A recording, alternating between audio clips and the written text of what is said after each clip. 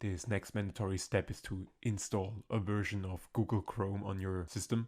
And we always want to have the latest version of Chrome installed. To do that, we will do a simple Google search for Chrome and just choose the first link that will get us to this installation page of Google Chrome. To start the download, we will simply click on the Download Chrome button here and accept and install. Once the download is done, we can simply execute the installer. And this is really different on all the platforms here. For macOS, we will just see a little Google Chrome window here, and all I have to do is drag that down into my applications. For me, it will display this pop-up here that says that I have already installed the version of Chrome. And since I always want to have the latest one, I will just do replace here. It's now copying the file into my system.